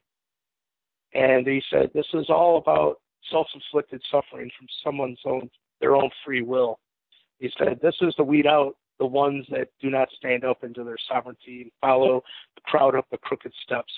He said, I sit directly in the middle of 7 Lords of Light and the 7 Lords of Darkness. This is what he told me. He said, I am the only one who sits directly in between these 2 councils and holds a seat on both sides. He said that the dark is there spiritually to make sure no one gets through the gate that would accept these carrots being dangled in front of a human to see if you'll give your I am, your energy, away to an illusionary outside source. We're talking archons, The other side, the light, will test an initiate to see what kind of love and compassion to any suffering that comes your way. And I got through the testing, and that's when all this came to be. But after this is when I found out that the Cherokee and the Iroquois tribes of Indians knew the name Yahweh long before the Bible. And they considered Yahweh to be this chief that sat in between these 2 councils of war and peace chiefs. And that this chief was the only one that sat directly in the middle of these 2 councils and had a seat on both sides. I'm thinking, wait a minute, this is exactly what the chief just taught, that who he is. So because of that is why I even brought it up to him in the car and said, listen, Spirit's telling me you're my brother. Inky, oh my God, I'm Inky, you are Enlil, Yahweh. That's when he said yes. Thank you. A lot of stuff there to digest, but very intriguing, yes, enlightening, and a lot of unknown dots there that I think worth connecting. But moving on here to this thing about James Gilliland for a moment. He talked about how there was a recent trial of sorts where malevolent Anunnaki were put on trial and asked to answer for the bad things they did to humanity, and I don't remember exactly what Gilliland said is the verdict, but do you know anything about malevolent Anunnaki being put on trial for their bad deeds of humanity within the past, like, several years or something? That ring a bell? Well, yes. What happened was, man, I don't want to, like, this is really weird because I feel kind of like a lot of my friends are involved with the ceremony, and I don't want, like, if one of them listens to it, I don't want to, like, but there's a Native American Indian ceremony called the Sundance. Are you familiar? I think so. Heard the term, yes. Sundance is, at the least amount, man, this gets deep, but that is the council. By the way, some people call them the Council of Seven, some people call them the Nine, and some people call them the Council of 12. Look at what we just discussed, that if Yahweh sits in between these two councils of 7 Lords of Light, 7 Lords of Dark, or War and Peace Chiefs, whatever you want to call them, but he holds a seat on each side. That leaves 6 members in light and 6 members in dark. That's your Council of 12. That council with the NSA of Anunnaki is known as the core team. And the core team is the part of the experiment. If you did this experiment to accelerate human conscious evolution, you would want some kind of council to see if your experiment was working. And this council has been known as a pantheon in Greece. It's the whole council in Egypt. They've been known throughout. As a matter of fact, Ancient Aliens did a fantastic episode. If your listeners want to check it out, it's called The Mysterious Nine. It tells how this group has been overseeing human evolution for a very long time. But guess what? During this whole time of evolution, it only takes one person to get through the gate. Because if one person does not succumb to the darkness and does not, they call it the state being a sovereign integral, not being so succumbed to the mass consciousness that you follow the mind control that is in place. And that was interesting too. He said there is mind control going on to get people to do what they do. And it takes a strong individual to not succumb to that. Because he said we're actually controlling these drummers beat per minute in rhythmic patterns to induce altered states of consciousness where people become more susceptible to suggestion. And, to me, it wasn't really difficult to say no to the dark side of it. But the testing of the light is even a little bit more hard. But for this Sundance, you know what? I don't even want to get into that much. Just know that the council was there, and I was brought in front of the council to represent mankind, and they stated that I passed the test. And in this time cycle, they said I'm the first. In the past, Thoth has. In the past, Abraham from the Bible was brought, and, the whole thing. If you go down the dark path, there's 7 different layers of darkness and if you get all to the end, it's child sacrifice. They'll ask you to kill an animal or kill your own child. And, Abraham failed the test. The answer is no. You know what I mean?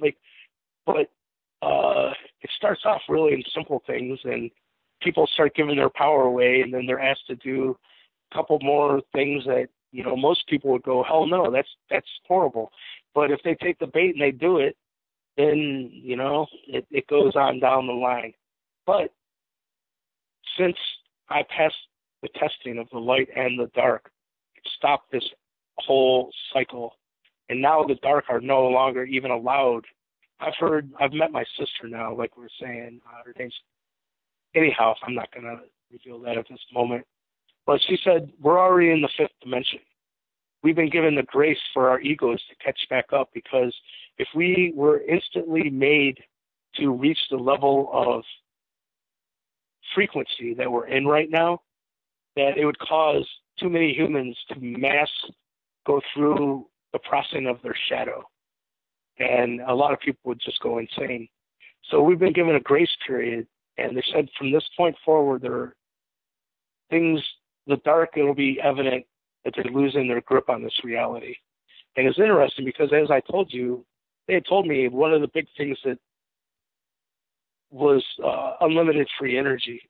So after that fact, now I've seen, they said you'll start to see proof in your reality that the dark has lost their control. And, finding out that Elon Musk, the Tesla battery that was released, unlimited free energy is being released to this planet right now. So that's not part of the dark's plans.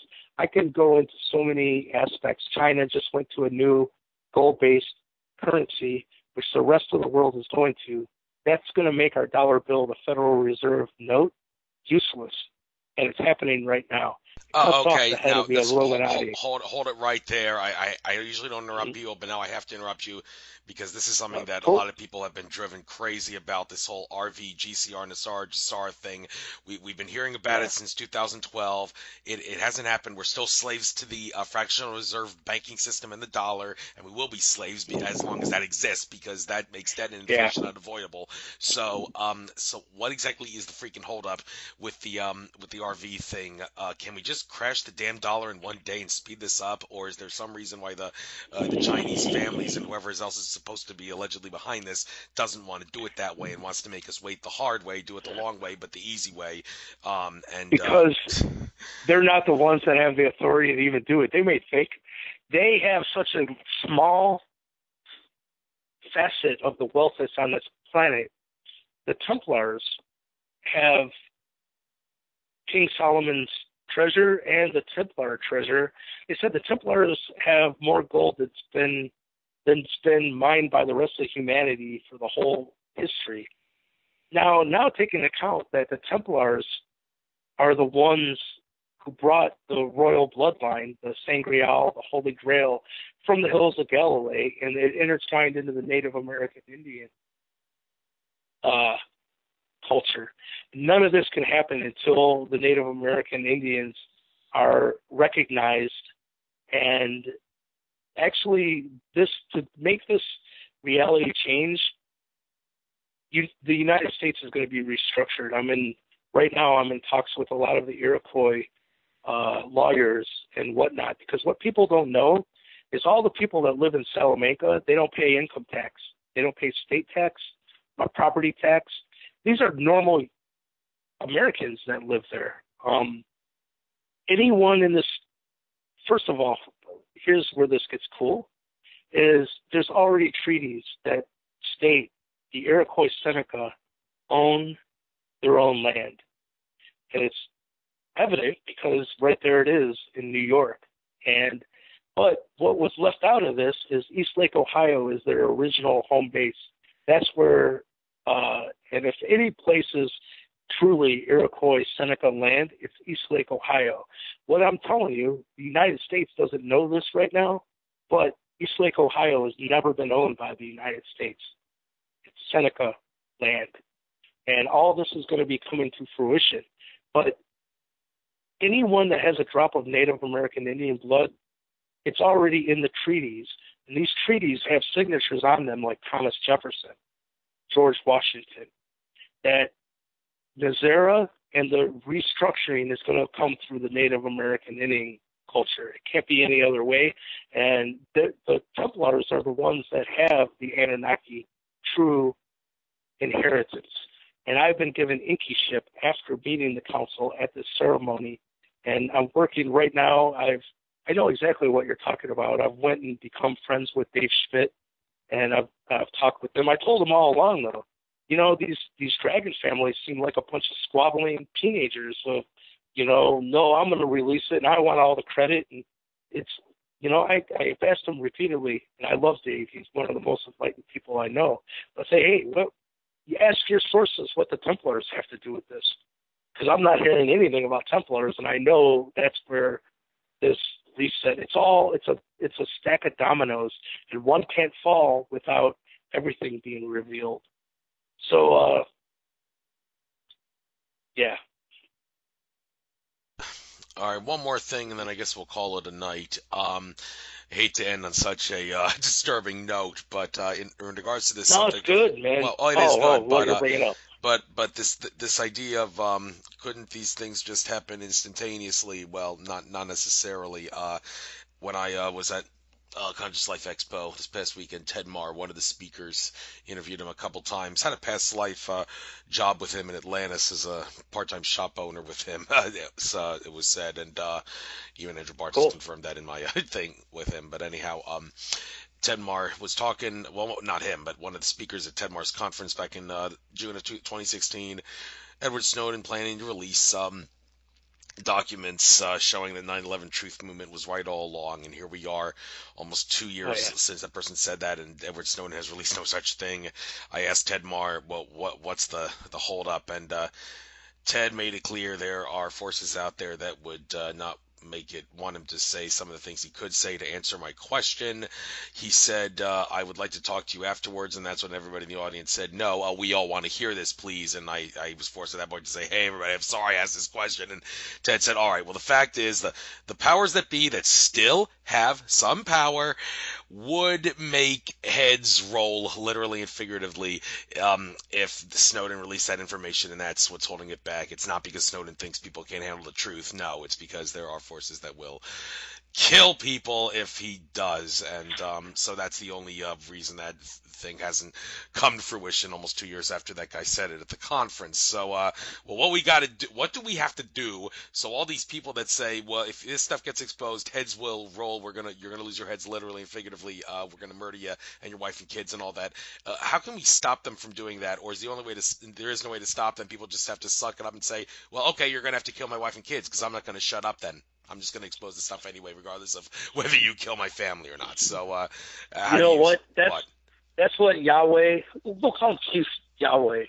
He said the trickiest way the dark have to get you to enter their realm is through love and compassion. And that's a deep thing. But,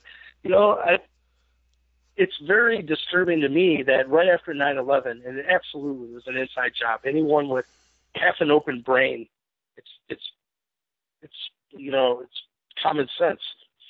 But right after that happened, Bush had like a 99.9% approval rating, and everyone bought the lie. All Americans obviously look at the approval rating. So my point is that wasn't that long ago.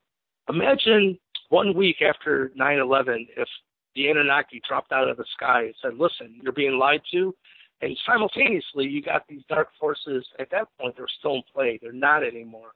And that's going to become, right now, I know it's like you're taking my word at faith, but by the end of 2018, you'll see all of their temples fall. And Nazera is a reality, and I hear it is about ready to happen. It's just not what people think or where it will come to. But if 1 week after 9/11, there was a higher intelligence come down and say you're being lied to, but simultaneously you got them going, you're being invaded. They're the fallen angels, and it just wouldn't have worked. It wouldn't have been the peaceful resolution and the most ripple-free path from reality A to reality B, which is the new golden age. That's what they told me when I met them in 2008 for the first time. They said they experience time differently than we do. They said that the only way we could understand it is if we were doing an experiment on like a chimpanzee. Like we needed help, and we're going to take an animal that was right on the verge of self-awareness. They said this isn't a hierarchy thing either. They said, don't forget that the acorn is no less significant than the giant oak it will one day become in the Creator's eyes. And everything goes through these cycles of evolution. Just because we're at the state of a primate that drank from ditches and grazed on all fours like cattle at that point, didn't mean we weren't going to become great star beings in the future anyhow. They just put an accelerator pad on our evolution. But I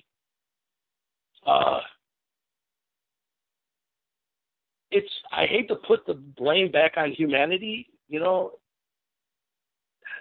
They should not be so succumb to what Fox News is telling them, and we're being dumbed down, and people are taking the bait. And it's all going to come to fruition, because here's the deal. When your listeners go and watch that interview from John Alexander and on the Skinwalker Ranch, they said, what have you found out? He said, what we found out is it's definitely in charge. When this happens, and because we will have official first contact, there's nothing that these dark forces on this planet can even do. They have no way of even being able to deal with an intelligence that's multidimensional and can stop time, in essence. That was his own words. We learned they are in charge. So at this point, I've heard from some very high levels that up until someone got through the gate, which luckily I did, all it took, man, was being a decent human being, caring for your brothers and sisters. Anyone could have did it, but no one else there did. I can tell you, the end of that ceremony was pretty sick, man. I don't even want that. But just be a decent person, and no matter what is being presented to you, stand up for what is right. That's valor, you know?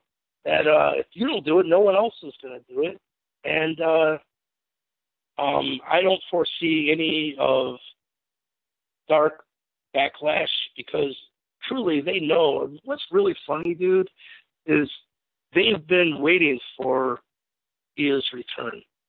And they were told that I would be on their side.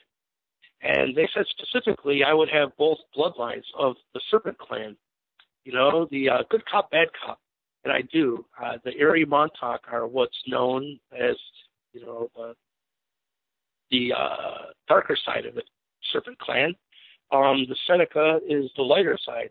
I have both blood running through my veins.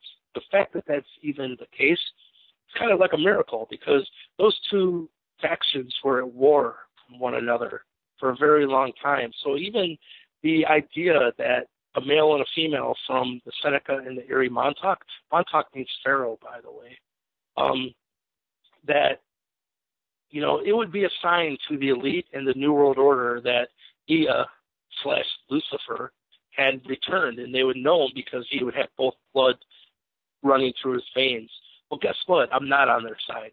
They know it now. They know it from the highest levels of the NSA. They know I've partnered with the Native American Indians, because that's the real deal, and it's not these elitists. I've been offered riches beyond your control, beyond your mind, to join that faction, but there's nothing that they can offer me if it's got strings attached and it's not for the betterment of humanity. You know, when I first met the Native American Indians, it was such a nice, I've never seen so much respect for the men towards the women and the elders. And that when the elders spoke, all the children would listen. They didn't talk. And I seen a new way. It gave me hope that, you know what, people can get along. And, you know, this does get into, you asked me about the Tree of Peace. The story of the unification of the Iroquois Indians was this individual came over from the Canada side. He was from the Huron tribe. He was known as the Peacemaker. Well, Hiawatha, a lot of people know the name Hiawatha, but they don't even know why. Hiawatha got sick of these ongoing wars and tried to unite the tribes against one chief that was not going along with the plans. And they got their asses handed to them because they went after her, as it turns out. In this Peacemaker story, they turned him into a hideous male chief. Not so, you know, like I said, females have the highest level of authority in the Native American Indian culture. And this chief that they perceived as having the problem was known as White Buffalo Calf Woman. Some people might know that. If not, look it up. But you can see from her point of view, it was those tribes that were at war with one another. It was those tribes that were infected with a darkness, and it was war within their own people, not only against each other. Of course, she was like, how about, fuck no, excuse my language. I see what you're about. I'm not aligning with you. Well, it was the Peacemaker who, after they had a dismal failure and it didn't work out well, he crossed Lake Ontario, and when he arrived, he met Hiawatha. And Hiawatha was because, wow, and he is lost also, and his wife.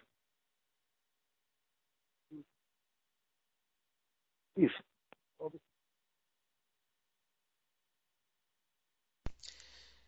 You're breaking up. I can't even hear you now. oh, really? Oh, sorry. Well, I can hear you now, but well, Well, anyhow. we can leave it at that. Just tell for the listeners, look into the story of the peacemaker, which unified the Iroquois tribe of Indians, and it gets into once he united them and said, "We're not going to go to her with the arrow like you did. We're going to go with the olive branch." Now look at the back of the dollar bill. You got an eagle holding olive branches in one leg and arrows in the other. It's like our two choices in life, you know. Go with something with the arrow, you're going to get your ass handed to you. But what he did was he took a large tree and overturned it, and he had all the tribes put their thought forms of war and destruction, and all their weapons went into the hole under the tree. Then once it was filled, he uprighted the tree again, and it became known as the Tree of Peace. And it symbolized this new time of peace and harmony, and they did. They had about 500 years of absolute peace and harmony here in North America before the European settlers came. So what had happened was Chief Golden White Eagle had communicated to me. He said, if those hippies would have used that peace symbol in the right orientation, it's supposed to be a tree, that it would have changed the world back in the 60s, but they flew it upside down, and it has the reverse effect that way. And so I had been working on some jewelry, and with Frederick Sheet, he's a master jeweler. He said, why don't we bring back the Tree of Peace in its upright position and what it symbolizes? So that's I'm glad you brought up that piece because it's very, very meaningful to me. And it is the peacemaker story again, because it's interesting how the tree was turned upside down in the 60s, and it allowed for divine protection to be removed, for mankind to throw all these thought forms of war and bullshit into that hole. Now the tree has been uprighted again, and it's symbolized by the Tree of Peace necklace. So we can leave it on that. Thank you for bringing it up. You're very welcome, and already past the 2 hour point, so what I say about lousy attention spans in human beings. But anyhow, it was very enlightening, very thrilling. I learned a few things myself talking about this, and I'm not really going to be traveling much this year, but I don't know, Chief Golden Light Eagles Conference, it's one of those things that you just want to go back to. That was pretty good, but yeah, anyhow. He's having one in Roswell in next month, I do believe. Well, take it if you can. Well, if it's in early March, I can't go. I'm going to India for the International Yoga Festival. So, but anyhow, fantastic. Yeah. But anyhow, pleasure talking to you. Yeah, same here, man. And good luck. And enjoy. Take care. Peace, brother. Bye. Thank you.